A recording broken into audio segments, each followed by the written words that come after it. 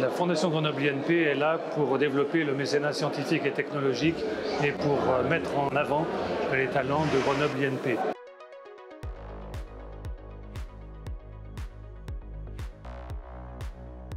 La Fondation Grenoble INP contribue activement aux missions et à l'évolution de Grenoble INP UGA, c'est-à-dire mener une recherche de haut niveau et former des ingénieurs, managers et scientifiques éclairés, entreprenants, acteurs des transitions, afin de contribuer à bâtir ensemble un monde plus durable.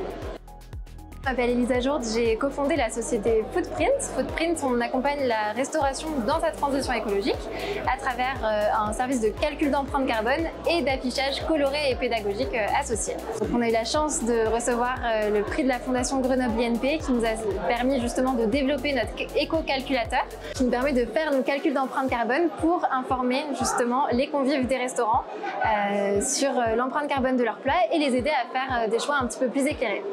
L'association Recycle s'est créée sur un projet de césure et avait pour but de travailler sur les enjeux de la pollution plastique en réalisant un voyage à la voile autour de l'Atlantique Nord.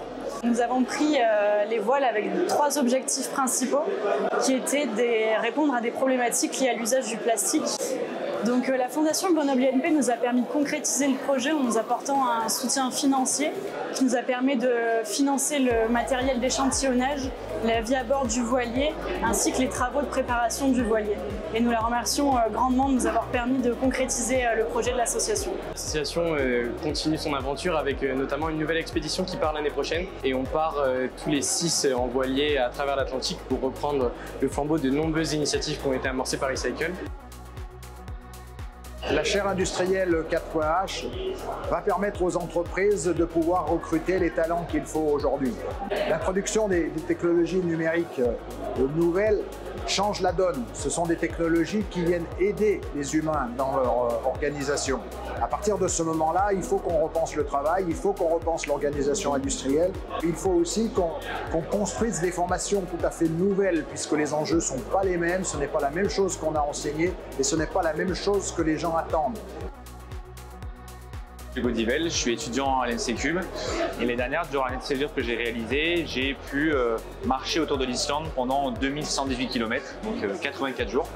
Ça faisait partie d'un projet que j'ai créé à Agir en Islande qui avait 3 objectifs principaux. Pouvoir réaliser mon rêve, de réaliser mon expédition dans un pays froid en respectant l'environnement, en prenant en compte la mobilité, l'alimentation, le logement et bien sûr le matériel. D'aller à la rencontre en Islande de tous ces projets, ces initiatives écologiques intéressantes. Mes derniers objectifs étaient d'utiliser mes connaissances acquises à l'école en mécanique des fluides afin d'essayer d'apporter des explications simples, vulgarisées à des processus physiques islandais, donc processus d'écoulement naturel dans l'environnement. C'est aussi grâce à la Fondation Grenoble INP qui m'a apporté donc un soutien financier.